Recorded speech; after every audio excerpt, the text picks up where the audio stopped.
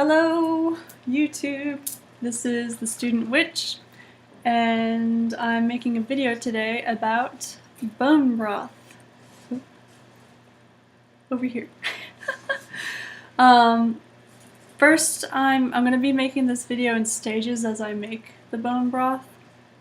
So right now, I'm just going to talk about ingredients, and I'm going to go over why I use these certain ingredients, their health properties, I'm going to put it that way, and the reasons why we make bone broth and we try to incorporate it into our cooking. So, first ingredient, a beef bone, or you can use lamb bones. I've made bone broth with a beef bone plus lamb neck bones, and that worked out really well. So that's a really good combination. Or you can make bone broth with leftover chicken bones, turkey bones, if you want more of a poultry flavor versus a more savory, beefy, lamby flavor. Important thing about the type of beef bone you use, and I have my little cheat sheet here. We are lucky enough, at least when we're here together in Georgia, we're lucky enough to have contact with a local farmers co-op. They are a group of farmers that live within a 100-mile radius of where we're at, and you can place your order online and go pick it up later that week, and all of their products, whether they're animal products like bones or meat or milk, or vegetables and fruit, they're all organic, no pesticides, hippy dippy. So I urge you, if you're going to make bone broth, to, especially with beef bones or lamb or even goat, anything that eats grass or is supposed to eat grass, I urge you to buy grass-fed. Grass-fed beef, it has higher levels of omega-3 fatty acids, which helps counteract the omega-6 fatty acids, because as I've read, and again, do your homework, just because I say it here on YouTube doesn't mean you should just take my word for it.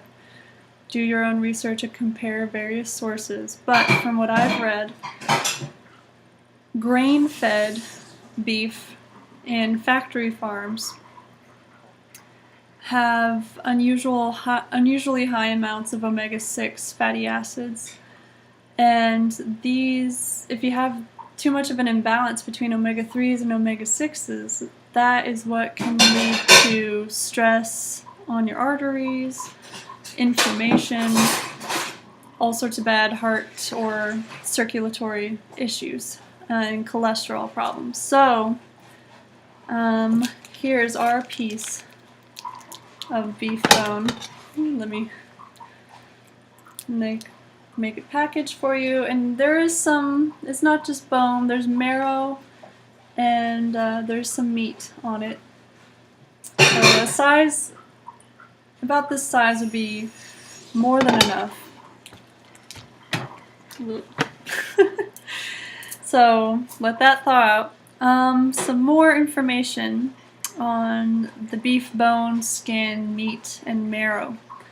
Plenty of vitamins and minerals from the bone itself that benefit teeth, your teeth, bone growth, and the immune system. For grass-fed organic beef bones, the beef has, like I said earlier, higher amounts of omega-3 fatty acids, which help cholesterol, heart, and skin health. And I would also suggest that you try to get bones from the joints, like the knuckle joints, or even tail bones, neck bones, things with lots of cartilage, because this cartilage helps to form natural gelatin, and this gelatin can also heal and protect the lining of the digestive tract. And I've even read that people who have digestive issues like irritable bowel syndrome, things like that, They found that this natural gelatin in bone broth has helped their symptoms. And of course, the gelatin makes for healthy skin and hair, supports connective tissues, joints, and tendons. And the meat itself, if there's some meat on the bones, is a great source of amino acids, glycine, and proline, which help the joints, promote muscle growth, and help to detoxify the liver. So this is according to my research. Again, please do your own research before diving into these sorts of home remedies. So again, grass-fed organic beef, try to get knuckle joints to get that collagen. It's good for digestive issues, helps the lining of the digestive tract for anyone with irritable bowel syndrome or chronic issues like that. Helps your skin, helps your teeth. The person who actually recommended that I begin making bone broth, they make bone broth in their home because they have a family history of teeth or tooth decay. So they found that it's helped prevent tooth decay, helps strengthen your bones, all sorts of great things. So that's just the health properties of the beef bone itself, or the lamb bone. I'm not so familiar with the health properties of poultry bones, but you know, we all know that classic remedy for colds and flus is homemade chicken noodle soup, and the soup is made even better if you boil down the bones first to make the base broth, right? So just go on those kind of instincts. Second ingredient, water. Ta-da! I prefer filtered water because the water here smells like a pool. There's so much chlorine in it. And if you want to be extra witchy, you can even use a special water that you've blessed, because just remember we can do the craft in every part of our home, including the kitchen. So I might even bless this time. It'll be my first time blessing the water. You can use moon water, whatever. This water. And that being said, as to how much water you should use, it depends on the size of your pot. This is the pot that we use, and it is not non-stick. I recognize that non-stick pots and pans are really handy and make cleanup very easily, but the non-stick surface itself kind of freaks me out, especially for cooking processes that involve several days on the stovetop, or several hours, and might even involve high heat. So I would avoid pots and pans for this, for bone broth. I would avoid pots and pans with that non-stick surface stuff on it.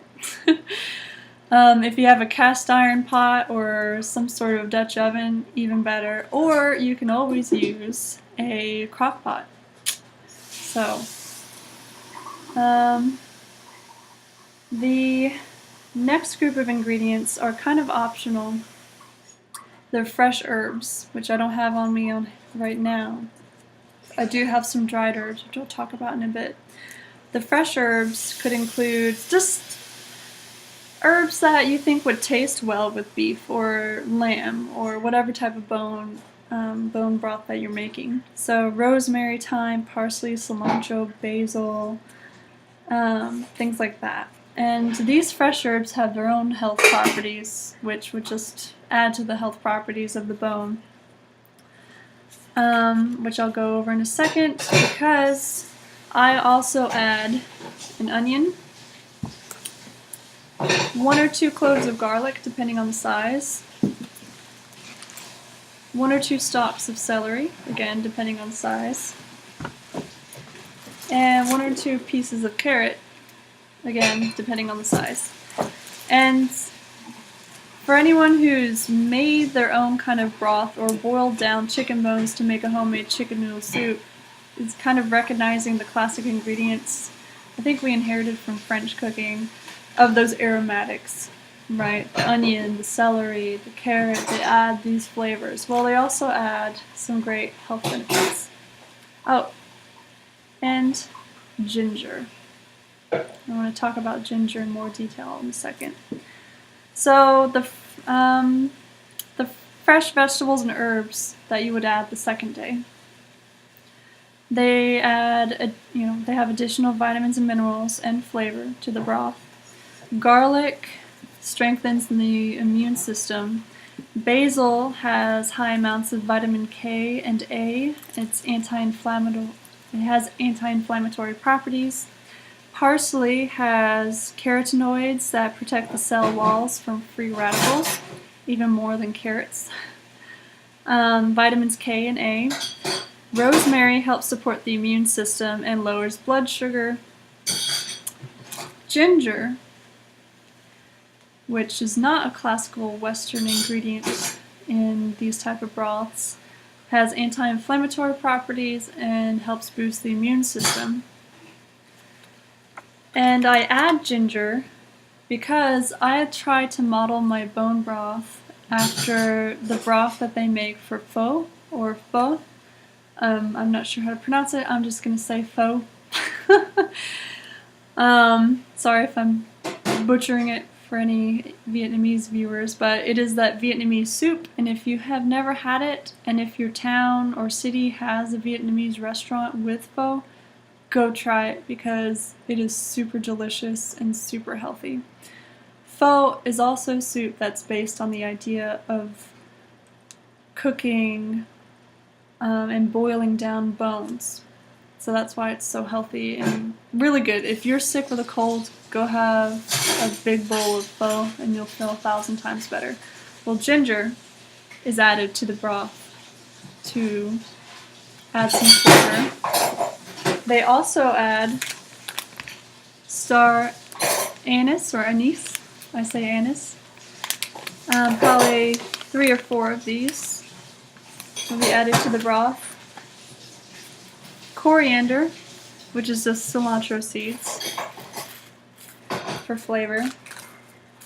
Clove, which I'll probably add about 9 of these. And again, thinking magically here, you can add in multiples of 3 if that's your magical number. For example, I would probably add 9 of these. Just do your thing, make it your own. And I would also add some bay leaves, 3, and some dried herbs. If you don't have access to fresh herbs, dried herbs can work too. So this is just some dried oregano to give an example. Black peppercorns, whole peppercorns. Again, add in multiples of 3 if that's your thing. Make it your own. And if you want to spice it up, I normally don't add this, but if you want to make it like a very zingy broth, you can add crushed red pepper, whatever seems to make sense. As far as flavoring the broth with salt, I either try to avoid it or I add very little, because salt, it enhances flavor, but it can also, depending on your health and dietary needs or restrictions, it can counteract some of the health benefits. So if I do add salt, I try to add pink Himalayan salt because it's high quality and it has added minerals in it. But don't add too much, because you can always add salt later when you're using the broth in your cooking in general. And I'll go over how you can incorporate it into your diet in a second. What's the next thing I need to go over? Apple cider vinegar. This is the Bragg organic, raw, unfiltered brand. I know that Trader Joe's has raw, unfiltered, organic apple cider vinegar. It's slightly cheaper than this, so if you have Trader Joe's, go check that out. I would add somewhere between a half cup to 1 cup of this at the very beginning of the cooking process, which I'll go over that when I'm in the process. But this is added at the very beginning of boiling the bone down because the apple cider vinegar helps to kind of break the bone down so that it starts releasing its minerals and properties. So this is very important. Now, I think I've gone over everything here. Yes. As far as how to incorporate it into your diet, my husband and I, we're obviously not vegetarian, but we do try to limit our meat intake to just 1 or 2 times a week, especially beef.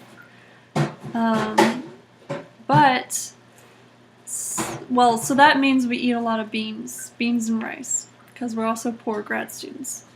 I like to buy my beans in bulk, dried beans. So when you buy dried beans, we all know you have to either let them sit in water overnight or cook them forever. Well, what we do is I have a little small crock pot, and I'll start the night before soaking and preparing the beans in the crock pot on low heat overnight, and then the next day for a couple hours I'll turn the heat up to high. Excuse me. So instead of just preparing your beans in regular plain water, prepare them in bone broth. So they soak up all the flavor and all the nutrients, and then when you throw your beans in the pot with whatever else you're cooking, throw all that broth into. It's precious, you want to use every drop. So there you go, flavoring and preparing beans.